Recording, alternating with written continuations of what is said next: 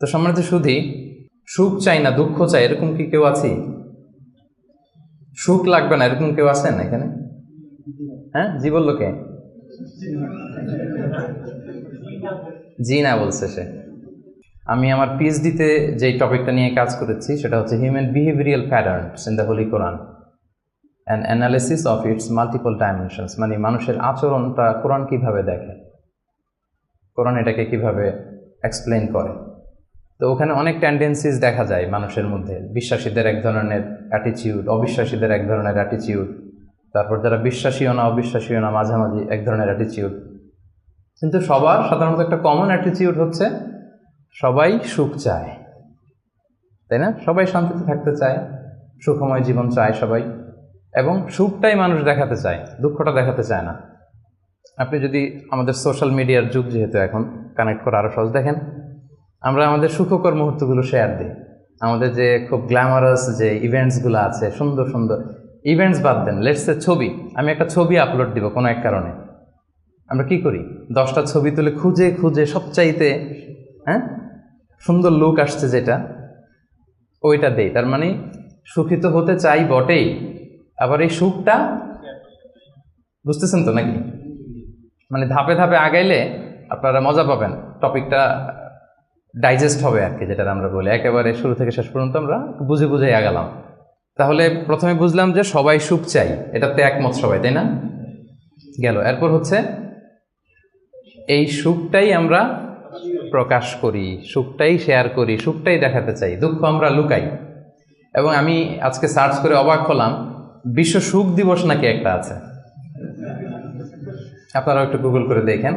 এটা হচ্ছে প্রতি বছর মার্চের 20 তারিখে the international day of happiness, বিশ্ব সুখ দিবস। দেখেন, তার মানে এটা যে আমরা চাই, এটা যে লাগবে, এটা ইন্টারন্যাশনালি কোন জায়গায় চলে গেছে দেখেন। সবাই এটা, আমরা সুখের কাঙ্গাল, আমরা সুখের ভিখারি, আমরা সবাই সুখ চাই, সুখী হতে চাই আমরা সবাই। আর একটা মৌলিক কথা আলোচনা শুরুতে খেয়াল রাখলে সামনের পয়েন্টসগুলো আমার বোঝাতে সুবিধা হবে, সেটা হচ্ছে এই পৃথিবীর সুখটা হচ্ছে টেম্পোরারি। এটা কি একমত সবাই? এই the happiness in this life is temporary, এটা টেম্পোরারি, এটা স্থায়ী না। আপনি সুখ পাবেন, আপনি সুখী হবেন, আবার দেখবেন দুঃখ চলে আসছে, সুখের পরে দুঃখ, আবার সুখ। এই যে this is the circle of life, সুন্নাতুল্লাহি ফিল আরদ। পৃথিবীতে এটাই আল্লাহর সুন্নাত, সুখের পরে দুঃখ আসে, দুঃখের পরে আবার সুখ আসে। এটা পার্মানেন্ট না, পার্মানেন্ট সুখ হচ্ছে আখিরাতে। তো আজকে আমি যেটা বলবো যে the keys two attain happiness, আমি দুইটার কথাই বলবো। টেম্পোরারি জীবনে এটা তো, এদিকের হ্যাপিনেসও তো লাগবে, শুধু আখিরাতে কীভাবে হ্যাপিনেস এটা তো হবে না। এই দুনিয়ার হ্যাপিনেসটাও কীভাবে আমরা অ্যাটেইন করতে পারি, এবং আমাদের যে লাইফ আফটার ডেথ, ওই লাইফেও আমরা হ্যাপিনেস কীভাবে অ্যাটেইন করতে পারি, এই সবগুলো ব্যাপার নিয়ে আমরা কথা বলবো ইনশাআল্লাহ বিইজনিল্লাহ। তাহলে নতুন আরেকটা কথা যুক্ত হলো। প্রথম বললাম সবাই সুখ চাই, সুখটাই দেখাতে চাই। 3 নম্বর কথা যেটা যুক্ত হলো, দুনিয়ার সুখটা এটা অস্থায়ী, ক্ষণস্থায়ী। আপনি যদি চিরস্থায়ী সুখের সন্ধান পেতে চান, সেটা হবে আখিরাতে, এটা দুনিয়াতে কখনোই হবে না। এবং কোরআনের অনেক আয়াতে আপনি এটা দেখবেন, যেমন একটা আয়াতে আছে ওয়াম্মাল্লাযীনা সুঈদু ফাফিল জান্নাতি, লম্বা আয়াত। তারপর আল্লাহ বলছেন আতাআন গায়রা মাজযুয, মানে জান্নাতে যেই নিয়ামত আপনাকে দেয়া হবে এটা হচ্ছে আতা, এমন একটা রিওয়ার্ড বা এমন একটা গিফট যেটা হচ্ছে গায়রা মাজযুয, এটা কখনো কাট আপ হবে না, আনইন্টারাপ্টেড গিভিং, কেউ ইন্টারাপ্ট করবে না এটাতে। আপনি যা চান, যেভাবে চান, যেটাতে আপনার সুখ হয়, শান্তি হয়, ওটা আসবেই, এবং আসা যে শুরু হবে এটার কোনো দিন থামবে না, এন্ডলেস। আখিরাতের যে সুখ প্রশান্তি এটা এন্ডলেস এবং এটা পার্মানেন্ট, আর দুনিয়াটা হচ্ছে ক্ষণস্থায়ী। এবং এই ক্ষণস্থায়ী দুনিয়াতে এই ইন্টারাপ্টেড একটা টেম্পোরারি সুখের একটা নমুনা, একটা ছোঁয়া, একটা ঝলকানি দিয়ে আল্লাহ তাআলা ওই চিরস্থায়ী যে সুখের বন্দোবস্ত আল্লাহ করেছেন সেটার প্রতি আমাদেরকে আকৃষ্ট করতেছেন। এজন্য সামান্য কিছু সুখ আমরা মাঝে মাঝে একটু পাই এই দুনিয়াতে, যাতে আমাদেরকে বুঝাইতে সুবিধা হয় যে দেখো এতটুকুতেই কি মানে পাগল পারা, তোমরা মাতোয়ারা। তাহলে সেই যে মহাসুখ, সেই মহাসুখানুভূতি তুমি যে পাবে সেটা কত চমৎকার হবে। এবং এই দুনিয়ার এই ছোট্ট অনুভূতি এগুলো কিন্তু আমাদের মনে থাকবে। কোরআনের একটা আয়াত এটা প্রমাণ করে যে কুল্লামা রুজিকু মিনহা মিন সামারাতির রিজকা ক্বালু হাযা আল্লাযী রুজিকনা মিন ক্বাবলু ওয়া উতু বিহি মুতাশাবিহা। আমরা যখন জান্নাতে যাব, আমাদেরকে জান্নাতের যখন কোনো ফল দেয়া হবে, লেটস সে অ্যাপেল দেয়া হলো খাওয়ার জন্য, এই অ্যাপেল দেখেই মানুষ বলবে এই তো আপেল তো দুনিয়াতেও খাইছে এটা। তার মানে দুনিয়াতে যে খাইছে এই সেন্স কিন্তু আমরা ভুলে যাইনি। অনেকে জিজ্ঞেস করে যে আখিরাতের এই সেন্সেশনটা কেমন হবে, আখিরাতে কি দুনিয়ার সব কিছু আমার মনে থাকবে, দুনিয়ার যা যা ঘটছে সবই কি আমার সেন্সে থাকবে, ব্রেনে থাকবে, নাকি অন্যরকম জগৎ? এই আয়াত প্রমাণ করে দুনিয়াতে আপনি কি করেছেন সব কিছু আপনার মনে থাকবে। ফলে অ্যাপেল যখন দেয়া হবে দেখেই বলবে উতু বিহি মুতাশাবিহা, এরকম আপেল তো আমাকে দুনিয়াতে দেয়া হয়েছে, আর এটা তো আপেল, তো এখানে না কি ডিফারেন্ট কিছু দেওয়া হবে, তো আপেল দিতেছে কেন এখানে?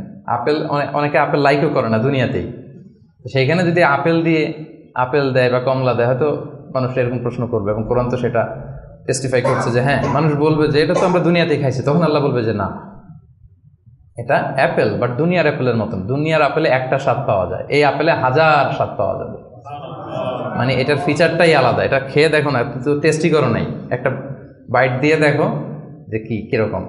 তো এই আয়াতটা আমি আনলাম এজন্য যে মানুষের সব খেয়াল থাকবে, দুনিয়াতে কি হয়েছিল, কি খাইছিল, কি করছিল, তার সব হিস্ট্রি তার মনে থাকবে। তার মানে এই টেম্পোরারি আমাদের এই জীবনে, এই ক্ষণস্থায়ী এই দুনিয়ার জীবনে আল্লাহ তাআলা সামান্য সুখের ছোঁয়া আমাদেরকে দিয়ে সে আখেরাতের মহা সুখের প্রতি আল্লাহ তাআলা আমাদেরকে আকৃষ্ট করছেন।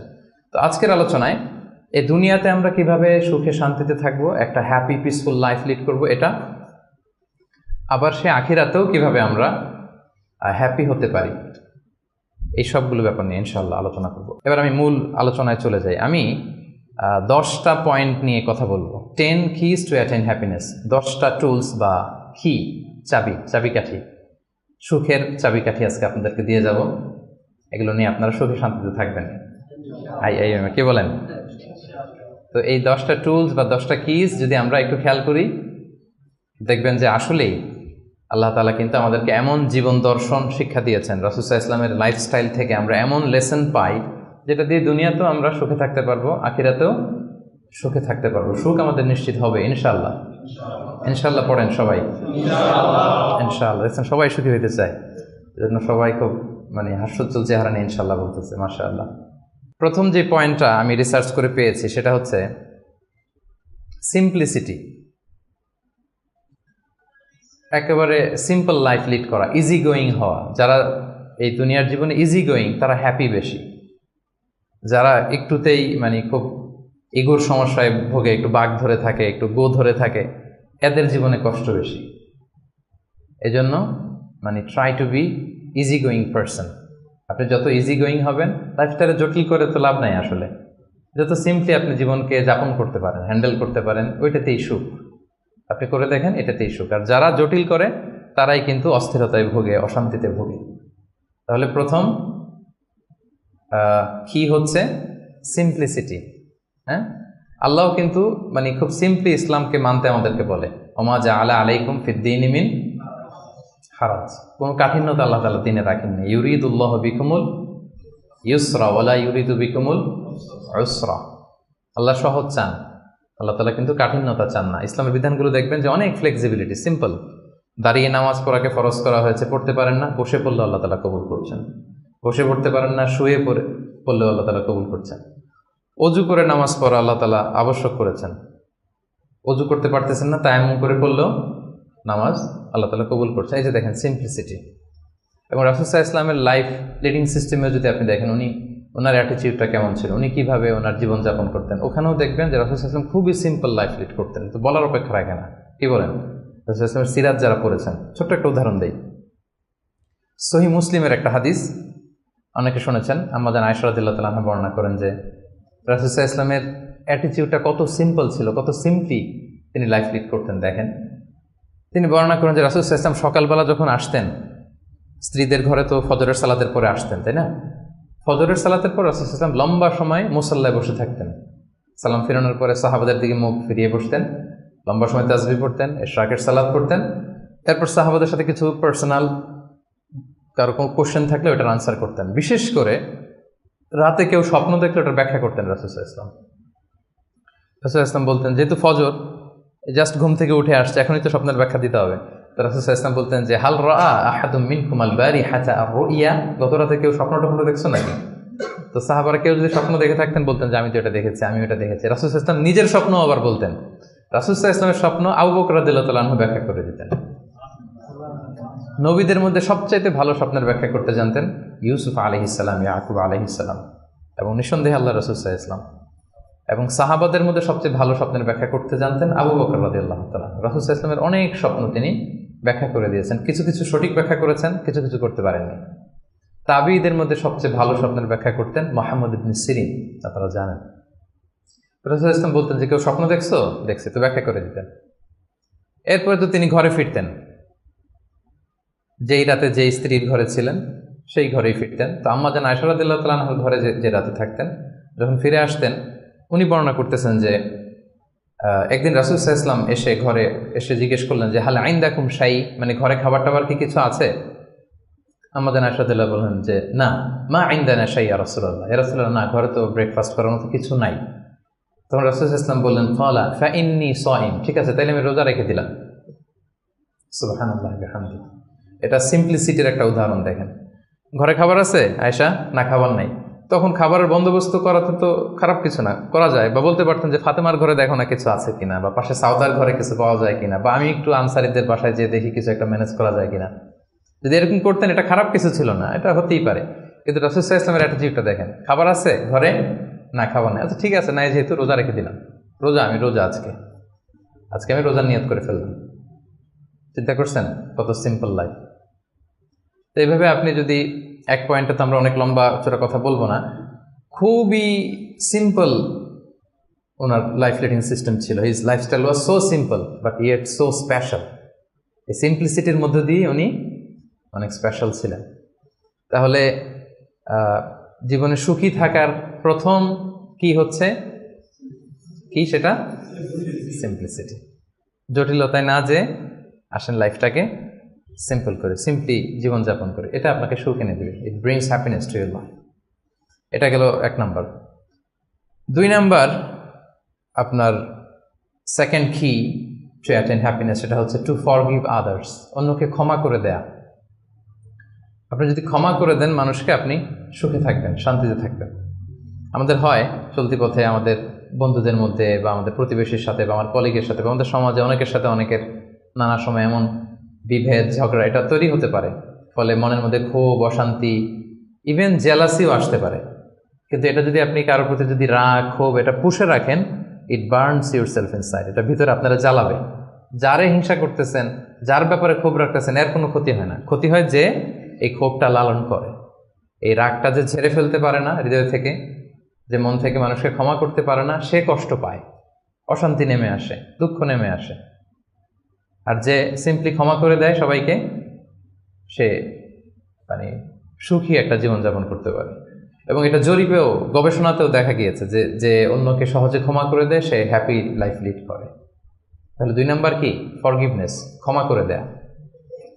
এটা আমরা রাসূল সাল্লাল্লাহু আলাইহি ওয়াসাল্লামের জীবনীতে যদি দেখি, রাসূল সাল্লাল্লাহু আলাইহি ওয়াসাল্লাম কি পরিমাণে যে ক্ষমা করেছেন, তো আপনারা নিজেরাও জানেন যে কত ঘটনা।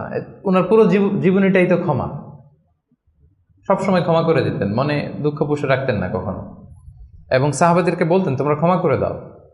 এক সাহাবী এসে বললেন ইয়া রাসূলুল্লাহ, আমার তো অনেক কৃতদাস, ওরা শুধু কাজে ভুল করে, ওদেরও কি একটু পানিশমেন্ট দেওয়া উচিত না? রাসূল সাল্লাল্লাহু আলাইহি ওয়াসাল্লাম বলতেন না। তো কি করবো? ক্ষমা করে দাও। কয়বার করবো? বলে প্রতিদিন কমপক্ষে 70 বার। যতবার তুমি আল্লাহর কাছে ক্ষমা চাইবে ততবার ক্ষমা করবে। যতবার আল্লাহর কাছে ক্ষমা পেতে চাও ততবার ক্ষমা করবে। ফিলোসফিটা বুঝতে পারছেন? আমরা আল্লাহর কাছে ক্ষমা চাই, কিন্তু আমরা একে অপরের ক্ষমা করতে পারি না। আল্লাহ তাআলা বলেন যে তুমি ক্ষমা করো, আমি তোমারে ক্ষমা করে দেব। তুমি ক্ষমা করো তোমার ভাইদের, আমি তোমার ক্ষমার ব্যবস্থা করতেছি। তো এই জন্য আমরা যেন ক্ষমা করি। রাসূল সাল্লাল্লাহু আলাইহি ওয়াসাল্লাম সবসময় ক্ষমা করে দিতেন, কারোর ব্যাপারে মানে ক্ষোভ, রাগ এগুলো কখনোই রাখতেন না।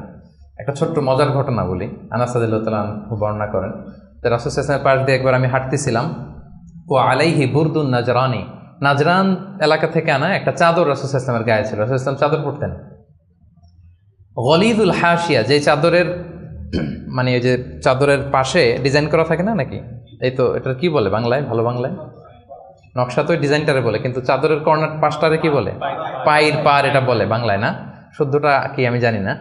তো ওই যে চাদরের পারে বা পাইরে গলিদুল হাসির খসখসে ডিজাইন ছিল। রাসূল ইসলাম গায়ে চাদর মুড়ি আছেন, তো এক বেদুইন আসছে যার মধ্যে ওইরকম সিভিলাইজেশনের ছোঁয়া লাগে নাই, সভ্যতার ছোঁয়া লাগে নাই। সে এসে রাসূল ইসলামের চাদর ধরে টান দিছে, টান দিয়ে বলছে, ইয়া মুহাম্মদ মুরলি মিন মালিল্লাহ আচিনি মিন মালিল্লাহ, বাইতুল মাল থেকে কিছু দাও আমারে। আসছে ভিক্ষা করতে, আয়সা ধরেন আপনাকে ধরে টান দিল, এরকম জামা ছেড়ে ফেললো, কষ্ট দিল, তো এটা কি হয়? কি করবেন আপনি? মাইর।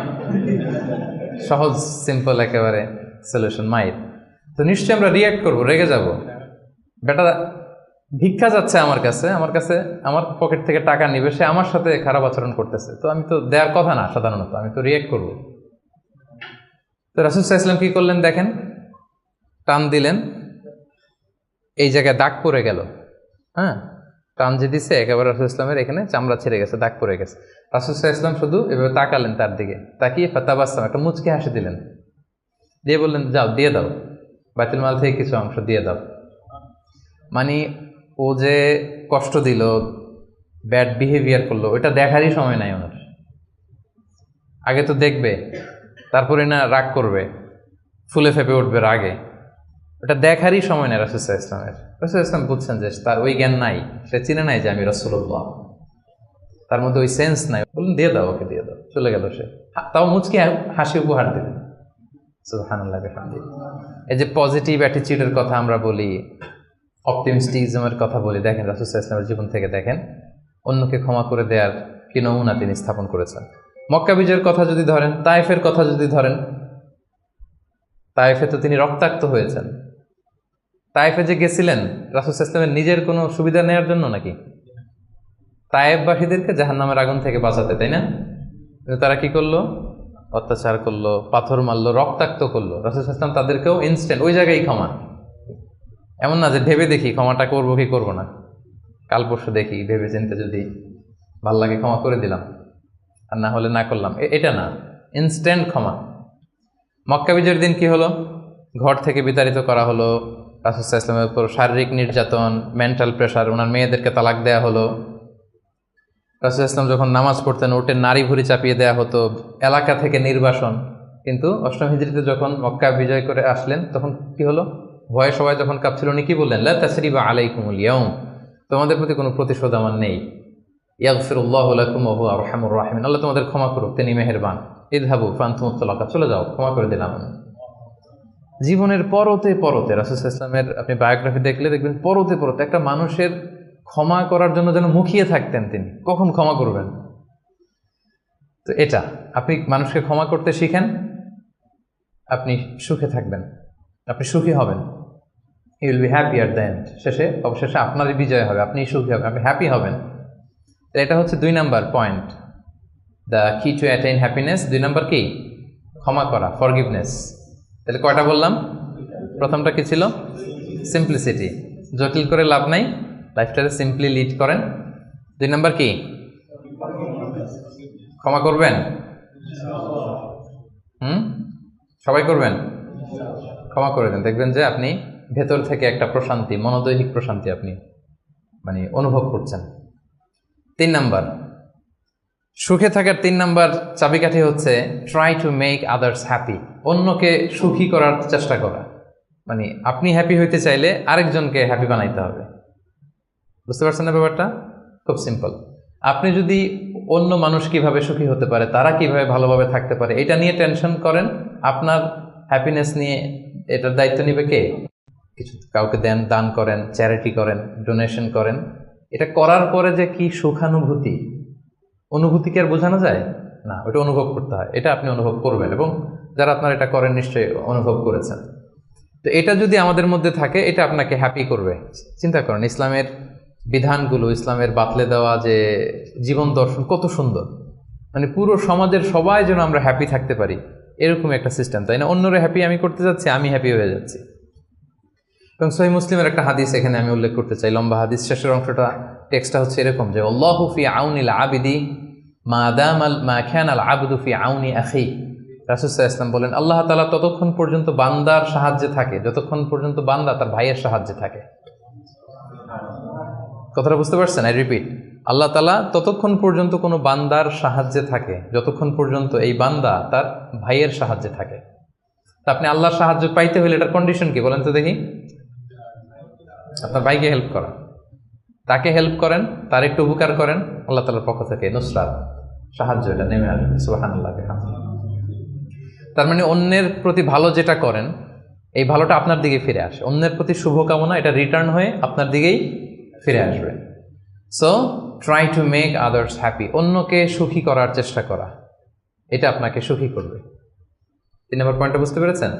আচ্ছা, 4 নম্বর পয়েন্ট হচ্ছে সুখে থাকার 4 নম্বর মাধ্যম হচ্ছে be grateful with what you have. আপনার যা আছে এটা নিয়েই গ্রেটফুল থাকেন, কৃতজ্ঞ হন। যেটা আছে, আমরা যেটা করি, আমার যেটা আছে এটা নিয়ে আমি তৃপ্ত না, আমি অন্যদেরগুলো দেখে হাহুতাশ করি, কিন্তু আমার মাঝেই যে আনন্দ নেয়ার কত কিছু আছে এটা আপনি একটু খেয়াল করে দেখেন না, একটু খেয়াল করে দেখেন। এবং আল্লাহ তাআলা বলছেন যে وَإِذْ تَأَذَّنَ رَبُّكُمْ لَئِنْ شَكَرْتُمْ لَأَزِيدَنَّكُمْ وَلَئِنْ كَفَرْتُمْ إِنَّ عَذَابِي لَشَدِيدٌ, যে তোমরা যদি শুকরিয়া করো আমি নেয়ামত বাড়িয়ে দেব, আর যদি কুফরি করো মানে অকৃতজ্ঞ হও তাহলে আমার শাস্তির মুখোমুখি কিন্তু তোমাকে হতে হবে। তাহলে শুকরিয়া করলে আল্লাহ তাআলা বাড়িয়ে দেয়। তো এই জায়গাটাতে আমাদের বড় ঘাটতি, আমাদের যা আছে what I have I am not happy with that, এটা নিয়ে আমি সুখী না। মনে হয় যে ওইটাতে মনে হয় সুখ, ওই জায়গায় যেতে পারলে আমার জীবনটা একেবারে খুব আমি আনন্দিত হতাম। তারপর আপনি যেই স্থানটাতে যেতে চান ওই স্থানটাতে যে আছে তার সাথে কথা বলেন যে ভাই আপনি হ্যাপি তো? বলে না না আমিও তো হ্যাপি না, ওই যে আমি তো খুঁজতেছি ওইটা, আমি যদি একটু ওই পর্যন্ত যেতে পারতাম তাইলে একেবারে মহা সুখ পাইতাম। আসলে সুখটা হচ্ছে আপেক্ষিক, আপনার যেটা আছে আপনি এটা নিয়ে যদি ভাবেন দেখবেন যে শুকরিয়া করে শেষ করতে পারবেন। আপনি দেখেন যে আমাদের মধ্যে কত কমপ্লেইন, হ্যাঁ, কত অভিযোগ, আমার এটা নাই, আমার সেটা নাই, আমার ভালো ক্যারিয়ার নাই, আমার জব নাই, আমার সুন্দরী বউ নাই, আমার ফ্যামিলির এই সমস্যা, আমার ওই মানে আমার জীবনে কিছুই পাই নাই আমি। মানুষের মধ্যে যোগ বিয়োগ এরকম এটা থাকে। কিন্তু দেখেন আপনার চেয়ে খারাপ অবস্থানে যে আছে আপনি একটু দেখেন কি অবস্থা। আল্লাহু আকবার। আপনি যদি ক্যান্সারে আক্রান্ত কোনো পেশেন্টের সাথে যে একটু দেখা করেন তখন বুঝবেন আপনার কি আছে। 2-3 বার কেমোথেরাপি দেওয়া হয়েছে, চুলগুলো দাড়িগুলো পরে একটা ফ্যাকাশে চেহারা হয়ে গেছে, পরে যদি যে জিজ্ঞেস করেন ভাই তুমি কি চাও, বলবে আমি শুধু বাঁচতে চাই। কি চাই? আপনি কি চান? ক্যারিয়ার চান, টাকা চান, ফলোয়ার চান, দাপট চান, আপনার অনেক কিছু লাগবে, আমি এটা চাই, ওইটা চাই, ওইটা চাই। ও শুধু একটা জিনিস চায়, কি চায় সেটা? যদি কোনোভাবে সে বাঁচতে পারে, মানে ডক্টর এসে যদি বলে যে না আপনি তো রিকভারি করে ফেলছেন, সে যে কি মহা খুশি, মানে অশ্রু সিক্ত সেজদা দিয়ে সে জায়নামাজ ভিজায় ফেলবে। হায় রে তার কান্না, হায় রে তার শুকরিয়া। কি জন্য শুকরিয়াটা করতেছে? বেঁচে আছে। আপনি বেঁচে আছেন না? আমি বেঁচে আছি না? তো আমি বেঁচে আছি, এই বাঁচতে পারাটা তার কাছে স্বপ্ন। চিন্তা করছেন ব্যাপারটা? এই যে আমরা শ্বাস প্রশ্বাস নিচ্ছি, কি সুস্থ সুন্দর জীবন যাপন করতেছি, এই বেঁচে থাকতে পারাটা একজনের কাছে স্বপ্ন, মহা স্বপ্ন। সে শুধুই বাঁচতে চায়। তো আমরা সুখ আসলে এদিকে সেদিকে খুঁজে বেড়াই। আমার মধ্যে যে আল্লাহ তাআলা সুখের কত টুলস দিয়েছেন, কত মাধ্যম দিয়েছেন, শুকর গুজার হওয়ার মতো কত নেয়ামত আল্লাহ তাআলা দিয়েছেন, সেটা আমরা চোখে দেখি না। আপনি যদি একটু খেয়াল করেন কি নেয়ামত দিয়েছে আল্লাহ তাআলা, আপনি অবশ্যই শুকর গুজার হতে পারবেন। অনেক কিছু আল্লাহ আপনারা দিয়েছে যেটা অন্য কাউকে দেয় নাই, অনেক কিছু আপনার মধ্যে আছে। তো এগুলোর জন্য আমাদের মানে গ্র্যাটিটিউড শো করতে হবে আল্লাহ তাআলার কাছে, যে আল্লাহ শুকর, আলহামদুলিল্লাহ তুমি অনেক ভালো রেখেছো, অনেক ভালো আছে আলহামদুলিল্লাহ। এই শুকরিয়া করার মেন্টালিটি যদি ডেভেলপ করেন দেখবেন যে আপনি মহাসুখী, আপনার মধ্যে সুখানুভূতি, মনোদৈহিক প্রশান্তি, শান্তি এটা নেমে আসবে। আর যখনই দেখবেন যে আপনার উপরে যে আছে, যেমন রাসূল সাল্লাল্লাহু আলাইহি ওয়াসাল্লাম বলছে যে উনজুরু ইলা মান হুয়া আসফালা মিন, তোমার চেয়ে খারাপ পজিশনে আছে তার দিকে একটু তাকাও, তাইলেই শুকরিয়া করতে পারবা। তোমার চেয়ে উপরে যে আছে তার দিকে তাকিও না। এটা এমন না যে আপনি নিজেকে ডেভেলপ করার চেষ্টা করবেন না, করবেন, কিন্তু আপনি ওর দিকে তাকায় আমার এটা হলো না, আমি পারলাম না, এটা আসবে। কিন্তু আপনি যদি নিচের দিকে তাকান তাহলে বুঝবেন যে আল্লাহ তাআলা আপনাকে কত ভালো রেখেছে। তো এই জন্য সুখী হওয়ার 4 নম্বর মাধ্যম হচ্ছে be grateful with what you have. যা আমার আছে এটা নিয়ে যেন আমি শুকরগুজার হই, আমি যেন বেশি বেশি পড়ি আলহামদুলিল্লাহ। বেশি বেশি কি পড়বেন? পড়তে পারবেন তো? নাকি আলহামদুলিল্লাহ বলার মতো জীবনে কিছুই ঘটে নাই আপনার? হ্যাঁ, এরকম কেউ আছেন যে না আমি কি নিয়ে আলহামদুলিল্লাহ বলি, আমার তো আলহামদুলিল্লাহ বলার মতো এরকম কিছুই খুঁজে পাচ্ছি না আমি। এরকম কেউ আছেন? হ্যাঁ, না। আলহামদুলিল্লাহ বলার মতো অনেক কিছু আল্লাহ তাআলা দিয়েছে। খুঁজে দেখেন, সুখে থাকবার মতো আলহামদুলিল্লাহ বলার মতো অনেক কিছু আমাদের জীবনে আছে প্রিয় ভাইরা। তো 4টা গেল। 5 নাম্বার আমরা চলে যাই এবার। 5 নাম্বার হচ্ছে অনেকটা কাছাকাছি আগেরটার, অ্যাভয়েডিং কম্পারিজনস, তুলনা না করা। আমরা অনেক সময় নিজেকে অন্যদের সাথে তুলনা করতে যে অশান্তিতে ভুগি, এটা কিন্তু হয়। কম্পারিজন করলেই অশান্তি নেমে আসে। এটা খেয়াল রাখবেন যে আল্লাহ তাআলা এই পৃথিবীতে আপনাকে একজন unique, a very unique person হিসেবে পাঠিয়েছেন। প্রতিটি মানুষ অনন্য এই পৃথিবীতে, প্রত্যেকটা মানুষ, কারোর সাথে কারো তুলনা হবে না। সো আপনি যদি দেখেন যে না ওর তো সফলতা বেশি, ওর তো এটা বেশি, ওর এটা হয়ে যায়, এটা হচ্ছে আপনার একটা হাইলাইটেড রিল। ফেসবুকে একটা নতুন রিল বের করছে না, এইটার সাথে কম্পেয়ার করলে হবে না।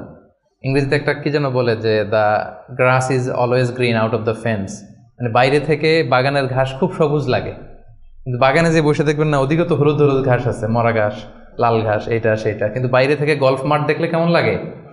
ওরে আল্লাহ, এত গ্রিন। গল্ফ মাঠে যে বইটা দেখেন যে কি খসখসে রুক্ষ, কিরকম, আরো কিছু ঘাস আছে, সুন্দর না? অসুন্দরটা কাছে গেলে দেখা যায়, দূর থেকে আপনি বুঝবেন না। তো আপনি যাদের গ্ল্যামারাস লাইফ দেখে আপনি হাহুতাশ করেন, বুক চাপড়ান, এটা হচ্ছে হাইলাইটেড রিল ফেসবুকের, মানে ওইটাই তার মূল লাইফ না। হ্যাঁ, that is not the total picture. কারণ শুরুতেই তো বলছি, দেই কোনটা আমরা ফেসবুকে? কথা বলেন, স্পেশাল ইভেন্টগুলো দেই আমরা। আমার দুঃখের ওটা তো আমি লুকাই, আমরা লুকাই, ওটা তো আমরা দেখাই না। সো অন্যের হাইলাইটেড রিল দেখে যেন হাহুতাশ না করেন। আপনি একজন অনন্য মানুষ, আল্লাহ তাআলা আপনার মধ্যেও এমন কিছু ক্যাপাসিটি, ক্যাপাবিলিটি দিয়েছে, এটা দিয়ে আপনি বিশ্ব জয় করতে পারেন আপনি। সো আপনি অন্যের সাথে কম্পেয়ার করবেন, আপনি নিজেকে ডেভেলপ করবেন, মানে compete with your self instead of others. অন্যের সাথে কম্পিট না করে নিজেকে try to B the best version of your self in every single day. প্রতিদিন আপনি ট্রাই করে নিজেকে আপনার মানে শ্রেষ্ঠ ভার্সনে পরিণত করেন, নিজের সাথে নিজে কম্পিট করেন। কিন্তু তুলনা করতে গেলে অশান্তিতে ভুগবেন যে ওর তো এত টাকা স্যালারি, ওর তো এত এত অ্যাচিভমেন্ট, আমার তো নাই, ওর এটা আমার নাই। এভাবে কম্পেয়ার করতে গেলে আপনি দুঃখী হবেন, অস্থিরতায় ভুগবেন। এজন্য এই কম্পেয়ারটা করা যাবে না। এবং রাসূল সাল্লাল্লাহু আলাইহি ওয়াসাল্লামকে আল্লাহ তাআলা দেখেন কি চমৎকার করে কোরআনের নির্দেশ দিয়েছেন সূরা তাহার ভেতরে, ওয়ালা তামুদ্দান্না আইনাইকা ইলা মা মাত্তা'না বিহি আজওয়াজাম মিনহুম যাহরাতাল হায়াতিদ দুনিয়া লিনাফতিনাহুম বিহি।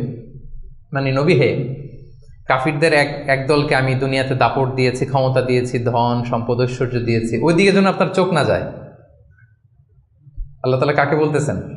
রাসূলুল্লাহ সাল্লাল্লাহু আলাইহি ওয়াসাল্লামকে বলতেছেন যে কাফেরদের মধ্যে থেকে একদলকে আমি অনেক ধন সম্পদ দাপট অনেক কিছু দিয়েছি, আপনি ওইটা দেখে মন খারাপ করেন না, মানে কম্পেয়ার করতে যায় না, আমার এটা নাই, আপনারা যে আমি কত কিছু দিছি, আপনাকে তো নেয়ামত দিয়ে আমি ধন্য করে ফেলেছি। তো রাসূল সাল্লাল্লাহু আলাইহি ওয়াসাল্লামকে আল্লাহ তাআলা এই নির্দেশনা দিয়েছেন। আরেকটা আয়াত শোনাই, সূরাতুল গাফিরে বলছেন, সূরাতুল মুমিন যেটা, ফালা ইয়াগরুরকা তাকাল্লুবুহুম ফিল বিলাদ। নবী হে, কাফিররা এই দুনিয়াতে বড় বড় সফর করে, বিশাল ক্যারাভান নিয়ে যায়, অনেক লাভ করে নিয়ে আসে, এটা সেটা, তাদের জীবনের এই চাকচিক্য দেখে, এটা দেখে এটা যেন আপনাকে ধোকায় না ফেলে দেয়। আপনি এটার সাথে নিজেকে কম্পেয়ার করবেন না, আপনি নিজের সেলফ ডেভেলপমেন্টের চেষ্টা করবেন, আপনার রোলটা আপনি প্লে করবেন, প্রপার সময়ে প্রপার রেসপন্সটা আপনি করবেন, কিন্তু আপনার সাথে আপনি আরেকজনকে কম্পেয়ার করবেন। এই কম্পেয়ার করার কারণে আমাদের সমাজে, আমাদের জীবনে অনেক অশান্তি তৈরি হয়। এই কম্পারিজনটাতে কিন্তু ক্ষতি। এই পয়েন্টটা বুঝতে পারছেন? কম্পারিজন করবেন না, কারণ প্রত্যেকে আমরা অনন্য একজন মানুষ। অ্যাভয়েডিং কম্পারিজনস, আপনি যখনই এই তুলনা বাদ দিবেন দেখবেন যে আপনি হ্যাপি। তুলনা করলেই, কারণ নিচের দিকে তো আর তুলনা করবেন না, করবেন কোথায়? এইটা নাই, ওইটা নাই, আমার এইটা হইল না, আমার সাথে কেন হয়, আমার কেন এত দুঃখ। এই কম্পারিজন যখন করবেন অস্থিরতা আসবে। এই পয়েন্টটা ক্লিয়ার? আচ্ছা, মাশাআল্লাহ, 5টা চলে গেল। 6 নাম্বার, এটা খুব ইন্টারেস্টিং। 6 নাম্বার পয়েন্ট যেটা আমি লিখেছি সেটা হচ্ছে পিস অফ মাইন্ড। এই যে শুরুতে কে যেন সংজ্ঞায় বললো যে মনের সুখ, তো এই যে মনের সুখটাই আসল সুখ, আমরা যে বাংলায় বলি, এই পয়েন্টটা হচ্ছে এটাই, মনের সুখই আসল সুখ। আপনার মন, আপনার হৃদয়টা, আপনার হার্ট, আপনার সোল, এইটা মানে পিস অফ মাইন্ড আছে কিনা এটা আপনি খেয়াল করবেন। বাহ্যিক অনেক জিনিস আপনার মানে চোখ ধাঁধানো মনে হতে পারে, ওইটা কিন্তু আসলে সুখ না। সুখ আসলে কোথায়? হৃদয়ের সুখটা, মনের সুখটাই আসল সুখ। আপনি দেখবেন যে অনেক অনেক সম্পদশালী, অনেক টাকার মালিক, অনেক নেম ফেম, কিন্তু ফ্যামিলিতে সুখ নেই, ঘরের ভেতরে তার অশান্তি, এরকম আছে না অনেক? আসলে কি সে সুখী? টাকা পয়সার তো শেষ নাই, মিলিয়নিয়ার, বিলিয়নিয়ার, মাল্টি বিলিয়নিয়ার, বিশাল বিজনেস ম্যাগনেট, কিন্তু ঘরে স্ত্রীর সাথে ভালো সম্পর্ক নাই, ছেলে মেয়ে কথা শোনে নাই, তো অহরহ এখনকার সময়। আসলে কি সে হ্যাপি? কি বলেন? চিত্তে শান্তি নাই, মনে সুখ নাই। মনের সুখ আসল সুখ। অনেক টাকার মালিক, ঘরে 8-10টা কাজের লোক, কয়েকটা বাবুর্চি, কিন্তু খেয়ে হজম করতে পারে না। আছে এরকম প্রবলেম অনেকের?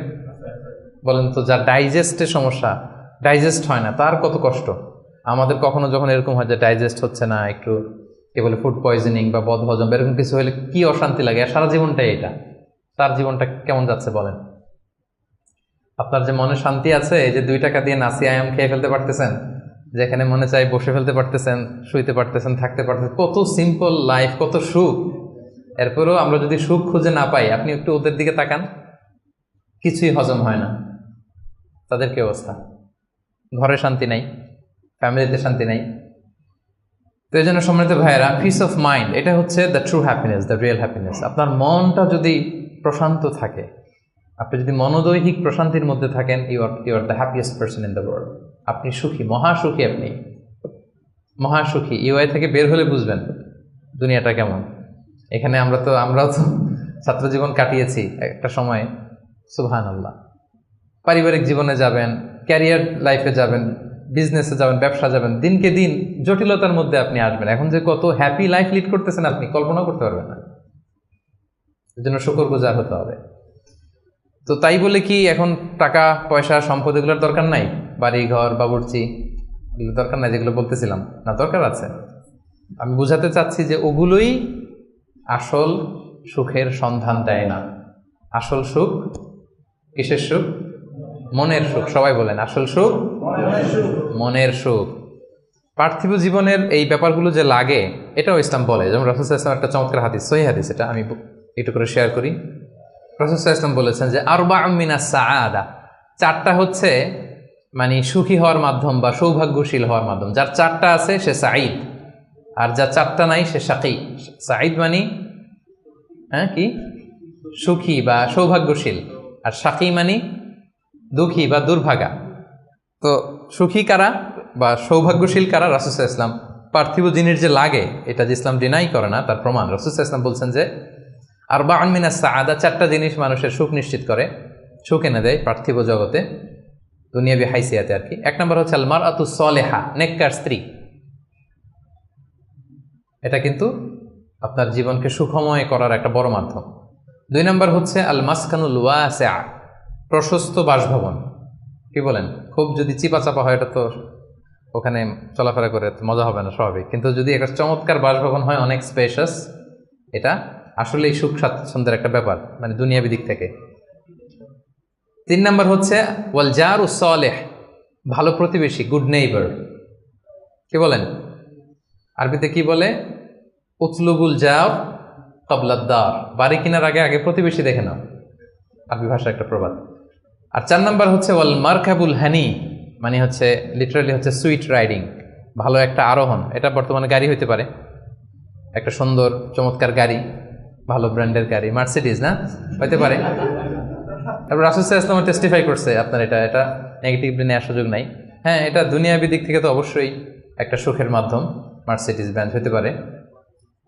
অথবা রাসূল সাল্লাল্লাহু আলাইহি ওয়াসাল্লামের সময় ছিল যে কোনো আরোহণ, ভালো ঘোড়া, তেজস্বী ঘোড়া, উট, হ্যাঁ এগুলো। তাহলে এই 4টা হচ্ছে আরবাউম মিনাস সাআদা। এই 4টা জিনিস পার্থিব জগতের সুখ এনে দেয়, মানুষকে সৌভাগ্যশীল বানায়।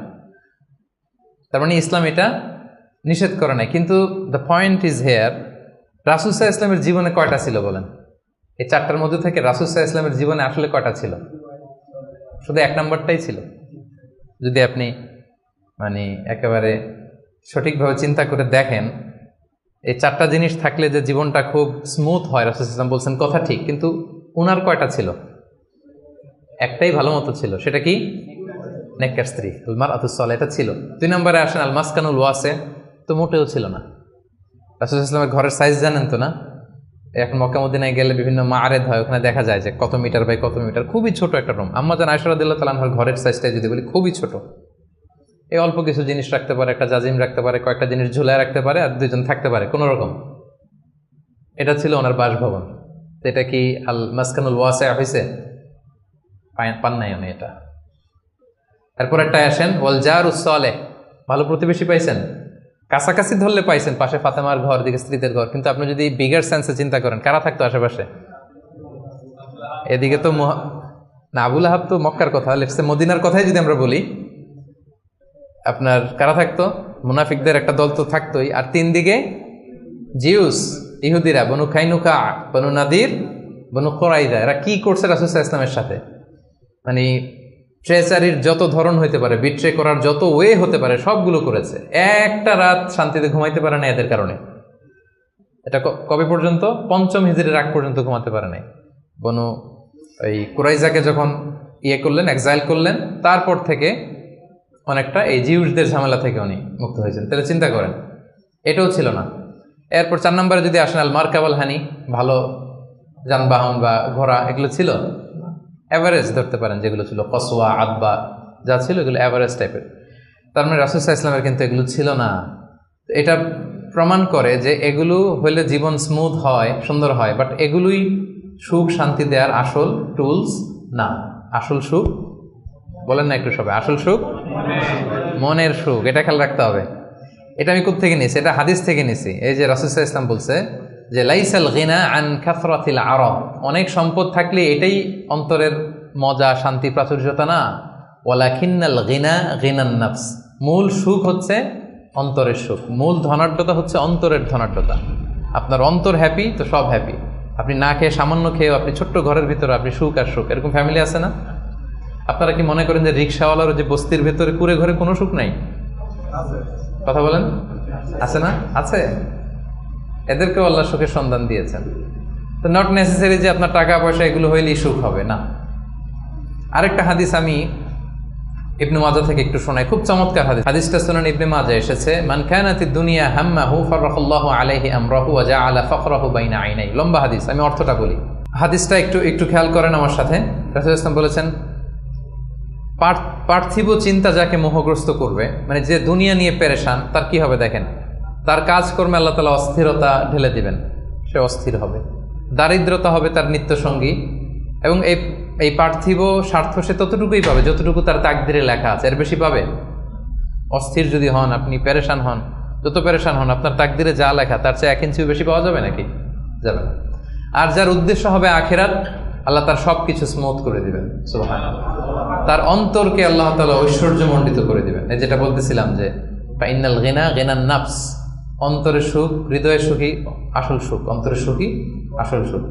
এবং দুনিয়া স্বয়ং তার সামনে এসে হাজির হবে। যার চিন্তা হচ্ছে আখিরাত নিয়ে, দুনিয়া আপনাতে এসে ধরা দিবে।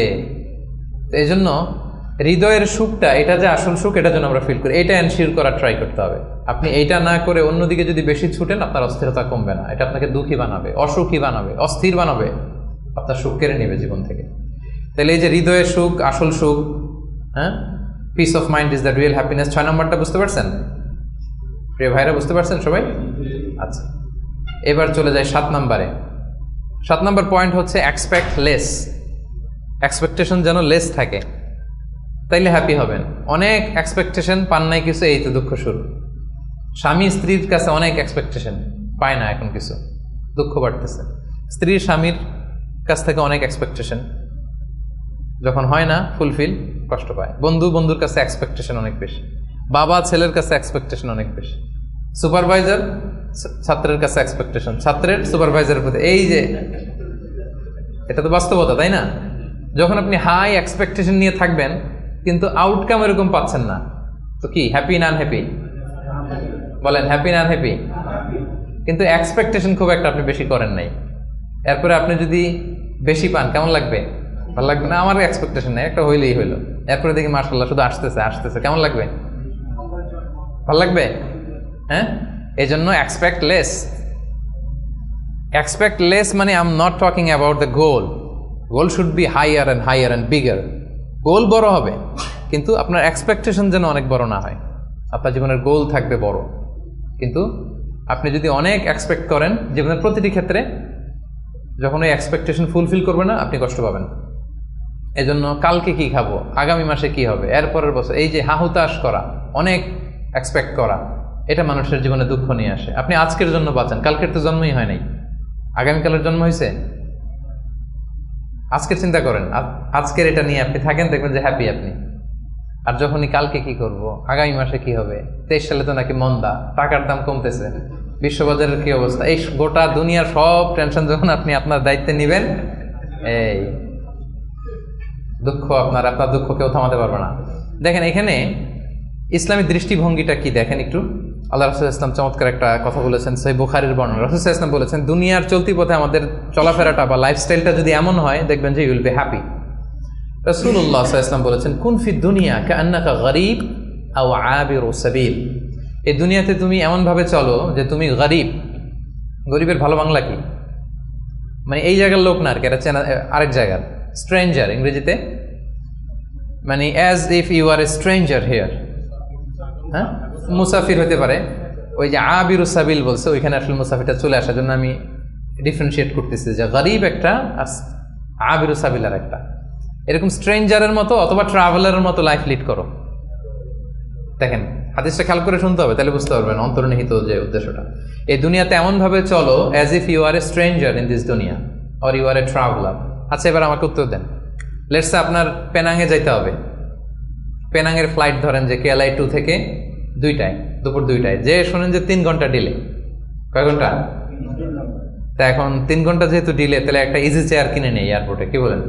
একজন করলো কি, ইজি চেয়ার একটা কিনে নিল। এরপর ধরেন যে অনেক খাবার দাবার ওখানে কিনে নিল, এরপর ওখানে একটা এটা কিনলো সেটা কিনলো, মানে ওখানে একটা খাট কিনে নিল, এটা কিনে নিল। বিশাল এয়ারপোর্টের মধ্যে সে বিশাল আয়োজন করতেছে 3 ঘন্টা এনজয় করার জন্য। কোনো পাগলও কি এমনটা করে? কেন করে না? কারণ আবিরু সাবিল, সে তো ট্রাভেলার। 3 ঘন্টা তো কোনো রকম সুরাউতে যায় একটু নামাজ পড়তে পড়তে, অথবা একটু কোরআন তেলাওয়াত করতে করতে, অথবা ক্ষুধা লাগলে একটু কেএফসিতে ঢুকে একটু ফ্রেঞ্চ ফ্রাইস খাইতে খাইতে তো চলে যাবে, কি বলেন? এভাবেই তো আমরা কাটাই। আমাদের ফ্লাইট ডিলে হলে কি করেন বলেন? 3 ঘন্টা ফ্লাইট ডিলে হয়েছে, এয়ারপোর্টে কি করেন? কিছু জরুরি ফোন কল আছে, সেরে নেই নাকি? একটু পত্রিকায় ঢুমারি, কি কি নিউজ আজকে দেশে বিদেশের একটু দেখি, তারপরে একটু নামাজ পড়ে নেই বা একটু অজু করে নেই, একটু ওয়াশরুম সেরে নেই, ক্ষুধা লাগলে একটু মেনু খেয়ে নেই বা এটা একটু করে নেই। এইভাবে আমরা সাধারণত আমাদের ফ্লাইট ডিলে হলে টাইম পাস করি। তো এখন রাসূল ইসলাম বলছেন, এই দুনিয়ার পুরো জীবনটাই আসলে তো এটা তো একটা ট্রানজিশন পিরিয়ড। আমরা মানে আমাদের ভাবনাতেই ওইটা আনি না যে আমাদের বিশাল এক জগৎ, আমাদের বিশাল এক ব্যবস্থাপনা ওখানে পড়ে আছে, ওইটার ওইভাবে ফিল করি না। বলি, পড়ি, শুনি, কিন্তু ফিলিংসটা ওইভাবে আসে না। মানে এমনভাবে এই দুনিয়াতে আষ্টে পৃষ্ঠে দুনিয়া কেন্দ্রিক আমাদের এমন ভাবনা। একটা মজার ঘটনা বলি। নূহ আলাইহিস সালামের সময়ে এক মা তার ছোট বাচ্চাকে কোলে নিয়ে আল্লাহ নবী নূহ আলাইহিস সালামের কাছে এসে বলতেছেন, ইয়া নবী আল্লাহ, হাযা ইবনি উদউ আল্লাহ লা, আমার ছেলে একটু দোয়া করে দেন। তো নূহ আলাইহিস সালাম বলতেছেন, কাম উমরু, তোমার ছেলের বয়স কত? তো সে বলতেছে, সালাসুমি আসানা, 300 বছর। কোলের শিশু বয়স কত শুনতেছেন? 300 বছর। নূহ আলাইহিস সালাম বলে, তোমার কোলের শিশু 300 বছর বয়স, অবশ্যই দোয়া করবো, আল্লাহ তার জীবনে বরকত দেখ। কিন্তু তুমি কি জানো, শেষ জামানার যে উম্মতরা আসবে তারা 60 থেকে 70-এর মধ্যে সব মরেই যাবে। আমাদের গড় বয়স এটা না, রাসূল সাল্লাল্লাহু আলাইহি ওয়াসাল্লাম বলেছেন, আমারু উম্মতি মা বাইনা 60 ইলা 70, আমার উম্মতের গড় বয়স 60 থেকে 70। ওয়া আকাল্লুহুম মা ইয়াজুযু যালিক, অল্প কিছুই এটা ক্রস করে বেশি হায়াত পাবে। 80, 90, 100 এরকম হায়াত তো খুব কম না, রেয়ার কেস না? অ্যাভারেজ বয়স কত আমাদের? 60 থেকে 70। তো বলতেছে যে তুমি যে দোয়া চাইলা, ভালো, আমি দোয়া করি, তবে জেনে রেখো শেষ জামানার উম্মতদের গড় বয়স হবে 60 থেকে 70। এই কথা শুনে তো মহিলা বলে, ইয়া নবী আল্লাহ আয়াবনুন আল বুয়ুত, তাহলে তারা কি দুনিয়াতে ঘরবাড়ি বানাবে? মানে 60-70 হলে তার ঘরবাড়ি বানানো লাগে না, কি বলেন? 60-70 এটা তো এমনি সেমনি গাছের নিচে একটু খেয়ে দেয়, সাঁতার কেটে ঘুরে ফিরে, তো এ তো এমনি চলে যাবে। তা এখন এই মহিলারা যদি বুর্জাল খলিফা দেখানো যাইতো, আর এখানে এই যে সাতু মালয়েশিয়া টাওয়ার, সিগনেচার টাওয়ার আর মার্দেকাস টাওয়ার যদি দেখানো যেত, তাহলে বুঝতো যে কি বিল্ডিং আমরা বানাই দিছি। তো রাসূলুল্লাহ সাল্লাল্লাহু আলাইহি ওয়াসাল্লাম কি বলেছেন দেখেন, কুন ফি দুনিয়া কাআন্নাকা গরীব আও আবিরু সাবিল, এই দুনিয়াতে এমনভাবে থাকো যেন তুমি স্ট্রেঞ্জার, তুমি ট্রাভেলার। এবং ইবনু আমর রাদিয়াল্লাহু তাআলা আনহু বলতেন, ইদা আমসাইতা ফালা তানতাযিরিস সাবাহ, এখন রাত তো, কালকে সকাল যে পাবা এটা নিয়ে বসে থেকো না, আশা করো না এত বেশি। পাইলে বোনাস, পাইলে কি সকাল পেয়ে গেছি, রাতের অপেক্ষা করো না। ওয়া ইদা আসবাহতা ফালা তানতাযিরিল মাসা, সকাল পাইছো তো রাতের জন্য বসে থাকো না, যদি পাও রাতটা তাহলে বোনাস, খুশি লাগবে। বোনাস পেলে কেমন লাগে? আর যদি আপনি এক্সপেকটেশন নিয়ে রাখেন যে আমি তো 1000 বছর বাঁচবো, এখন দেখেন যে সন্ধ্যাবেলা আজরাইল চলে আসছে, তখন সব একেবারে ভেস্তে যাবে। এজন্য এক্সপেক্ট লেস, তাহলে সুখে থাকবেন। কিন্তু বনি আদমের দেখেন আরেকটা হাদিস না বললেই না, রাসূল সাল্লাল্লাহু আলাইহি ওয়াসাল্লাম বলছেন যে আমাদের প্রত্যাশার ইয়েটা কত বেশি। সহিহ বুখারীর হাদিস যে লাউ আন্না লিবনি আদম ওয়াদিয়াম মিন যাহাব আহাব্বা ইয়াকুনা লাহু ওয়াদিয়ান ওয়া লা ইয়ামলা আফাহু ইল্লা তুরাব, আমাদের প্রত্যেককে যদি একটা করে স্বর্ণের পাহাড় দিয়ে দেওয়া হয়, আমাদের যে চাই আরও লাগবে, টেন্ডেন্সিটা এমন। রাসূল সাল্লাল্লাহু আলাইহি ওয়াসাল্লাম উপমা দিয়ে বোঝাচ্ছেন আমাদের প্রত্যেককে একটা করে যদি স্বর্ণের, যদিও বলা হচ্ছে ভ্যালি, উপত্যকা বোঝানোর জন্য বলছি, দুই পাহাড়ের মধ্যবর্তী জায়গাকে ভ্যালি বলে, লেটস ধরেন পাহাড়ের সমান, আমাদের প্রত্যেককে একটা করে পাহাড়ের সমান স্বর্ণের পাহাড় যদি আমাদেরকে দিয়ে দেওয়া হয়, আমাদের টেন্ডেন্সি হবে যে আরেকটা কিভাবে পাওয়া যায়, এটা হচ্ছে আমাদের টেন্ডেন্সি।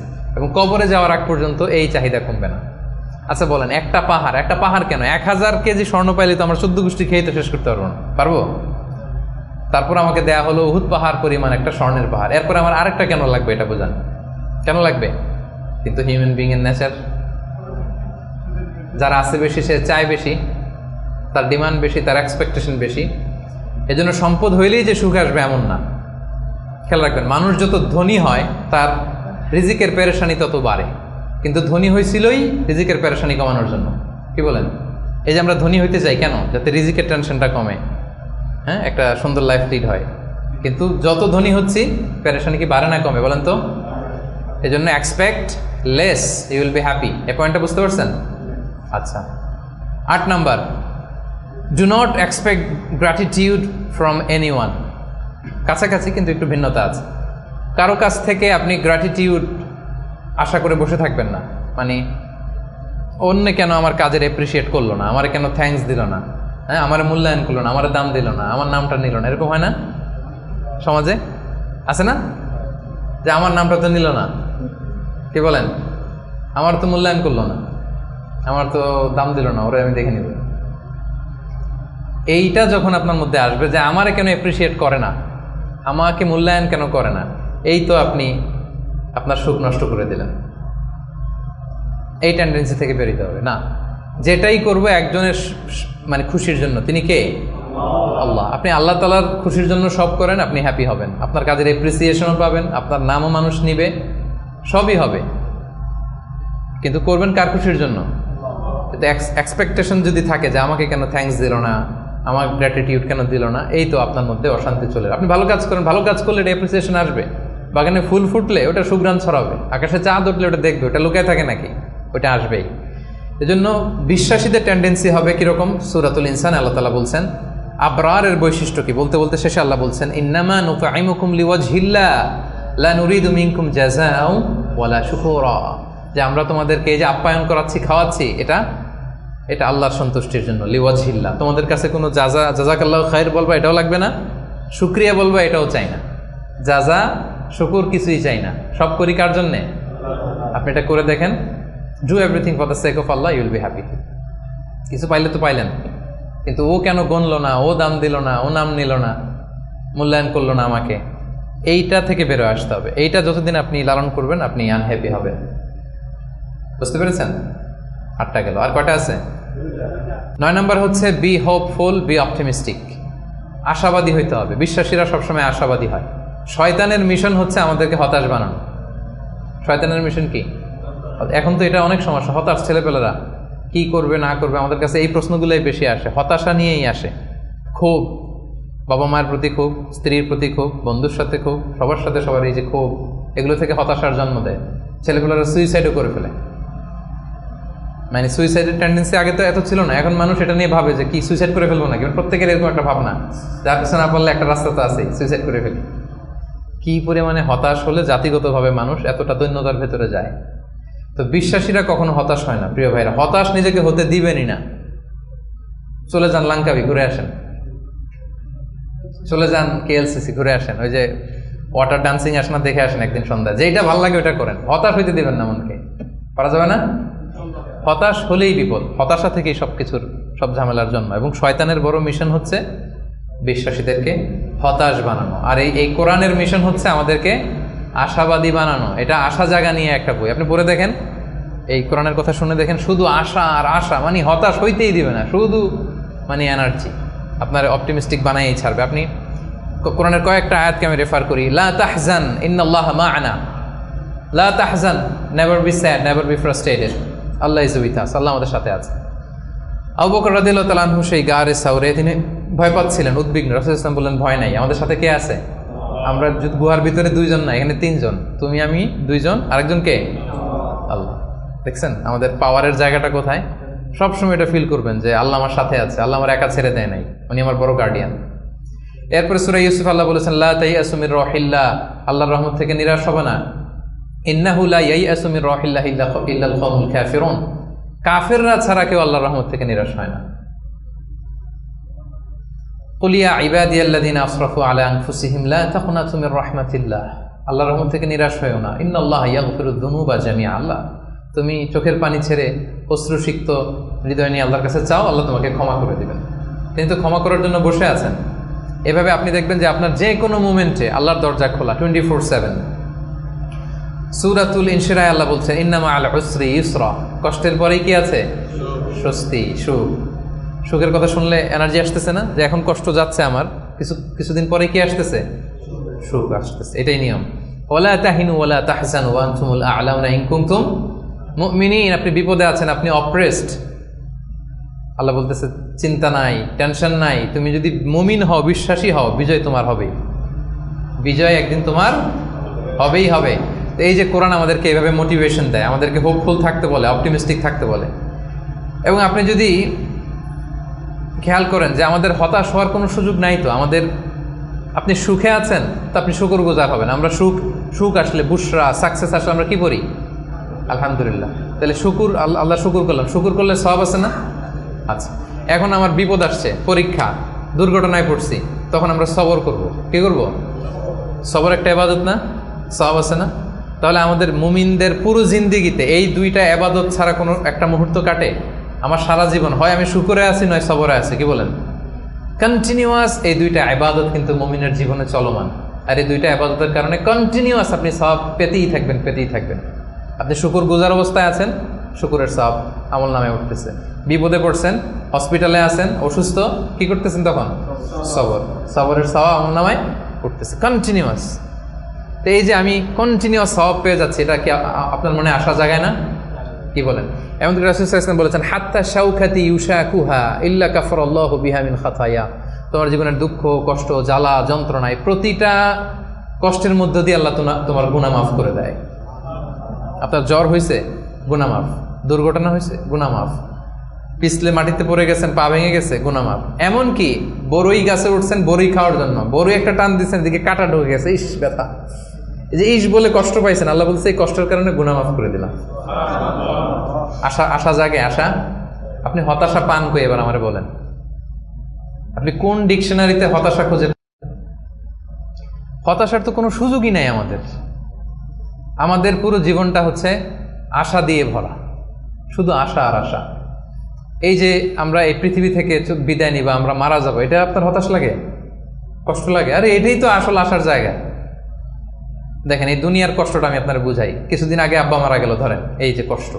এরপরে গেল আম্মা, আহারে কষ্ট। এরপর বউ মারা গেল, আরে কষ্ট। এই দেখেন কষ্ট, অন্যান্য কষ্ট বাদ দিলাম, আমার প্রিয়জনরা যে আমার থেকে বিদায় নিচ্ছে একটার পর একটা, আমার তো ক্ষতবিক্ষত হচ্ছে না হৃদয়, আমি কষ্ট পেতে পেতে আপনি কত কষ্ট পাবেন? ওইখানে এই কষ্ট আছে আপনার? ওইখানের কথা ভাবলেই, আরে আমার বউরে তো আমি ওখানে পাবো, আরে আমার দাদাকে তো আমি ওইখানে পাবো, আমার আব্বাকে আমি এত ভালোবাসতাম, আমার আব্বারও ওইখানে পাবো আমি।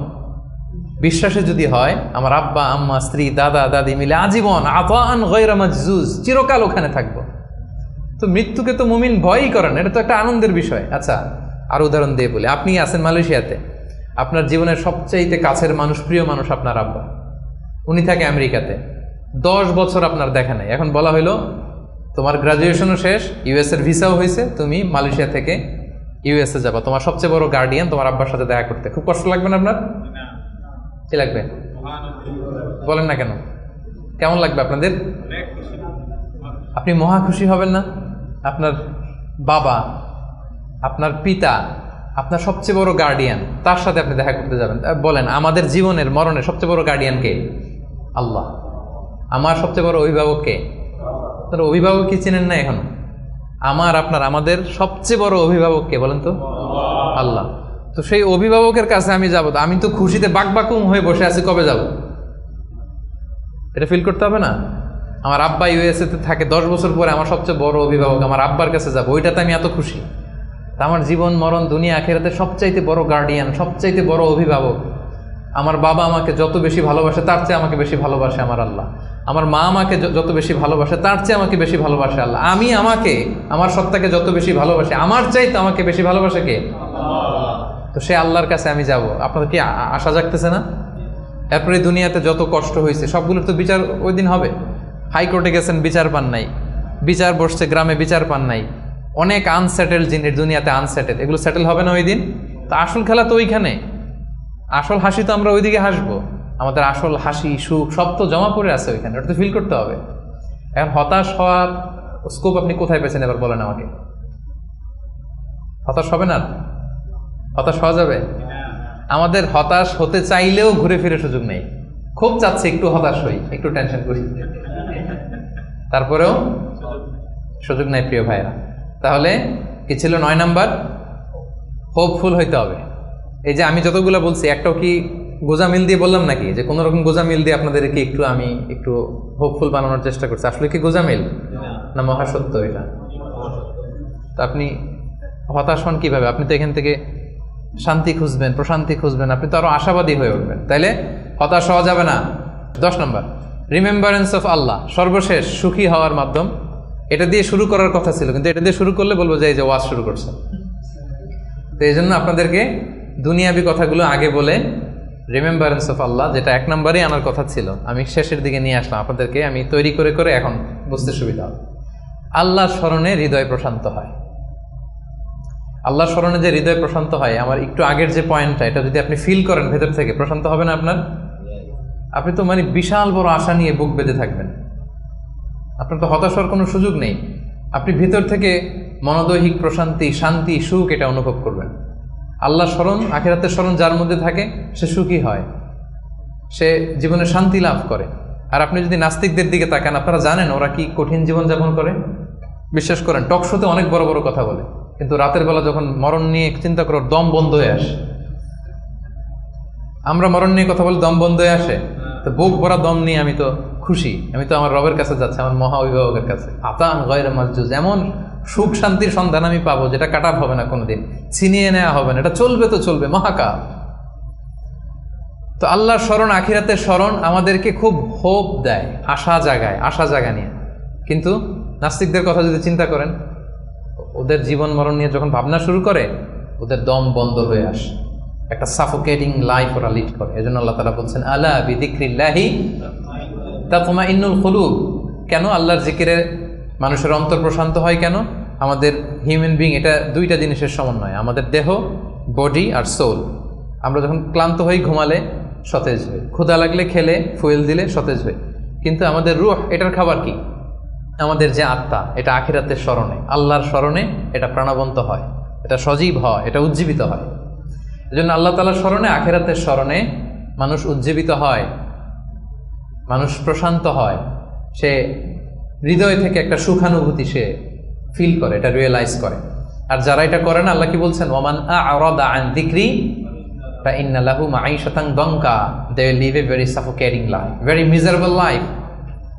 আপনি যদি নাস্তিকদের দিকে তাকান, they are all the time long in dilemma, in confusion, they don't know how to go, how to proceed. মানে কি ভাববে, কোন দিকে যাবে, আসলে কি, যদি থাকে কিছু, এই যদি থাকের চিন্তায় ওরা একটা দম বন্ধ হওয়ার মতো যে পরিবেশ পরিস্থিতি, এরকম একটা লাইফ তারা লিড করে।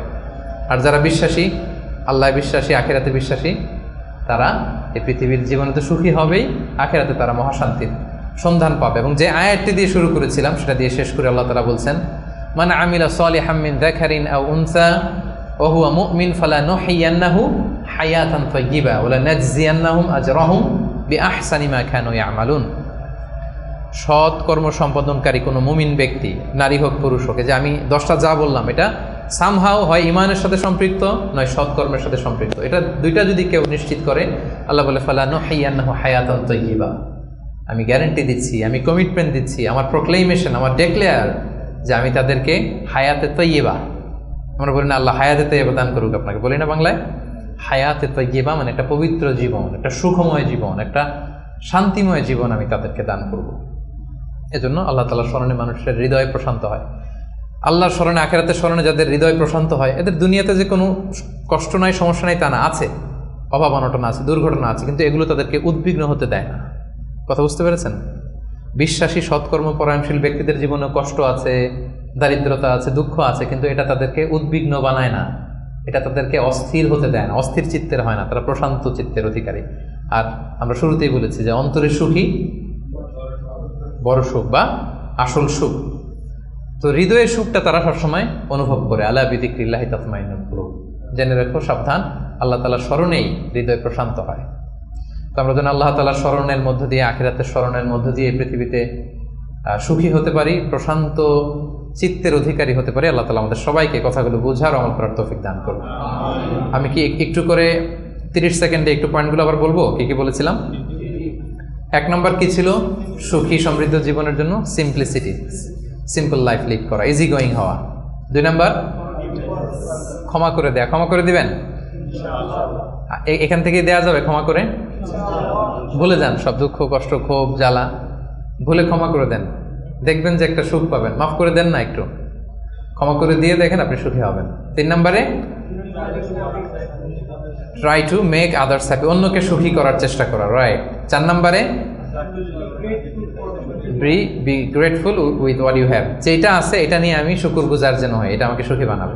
5 নাম্বার অ্যাভয়েডিং কম্পারিজন, তুলনা কমানো। ও এত ড্যাশিং লাইফ, ওর এত গ্ল্যামারাস লাইফ, ওর এত, এগুলো বাদ দিয়ে আমার যেটা আছে সেটা নিয়ে যেন আমি আরো নিজেকে সমৃদ্ধ করতে পারি, এটা আপনাকে সুখী বানাবে। 6 নম্বরে কি ছিল? Piece of mind. এটাই হচ্ছে, কিন্তু এটা হচ্ছে আজকে বলা যায় টেক অ্যাওয়ে মেসেজ। আজকের আলোচনার টেক অ্যাওয়ে মেসেজ কি? Piece of mind is the real happiness. মনের সুখী আসল সুখ। বলেন, মনের সুখী আসল সুখ। সো আপনার এই মনে সুখ পাচ্ছেন কিনা, এই সুখকে আপনি কখনো নষ্ট করবেন, এটাই আসল সুখ। আচ্ছা, 7 নম্বরে কি ছিল? এক্সপেকটেশন লেস, মানে এক্সপেক্ট লেস, অল্প প্রত্যাশা করা।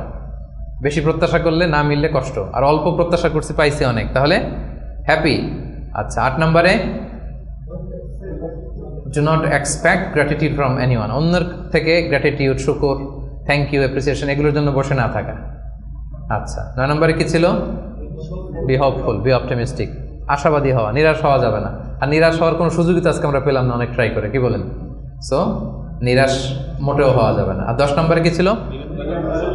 রিমেম্বারেন্স অফ আল্লাহ, আলা বিযিকরিল্লাহি তাতমাইন্নুল কুলুব, আল্লাহর স্মরণের মধ্যে দিয়ে হৃদয় প্রশান্ত হয়। আল্লাহ তাআলা আমাদের সবাইকে একটা হ্যাপি, পিসফুল, মানে life with full of contentment, tranquility, একটা হ্যাপি অ্যান্ড পিসফুল লাইফ যেন আমরা লিড করতে পারি। আল্লাহ তাআলা আমাদের সবাইকে তৌফিক দান করুন। হাযা মা ইনদি ওয়াল ইলমু ইনদাল্লাহ, আলাইহি তাওয়াক্কালতু ওয়া ইলাইহি উনীব। আসসালামু আলাইকুম ওয়া রাহমাতুল্লাহি তাআলা ওয়া বারাকাতুহু।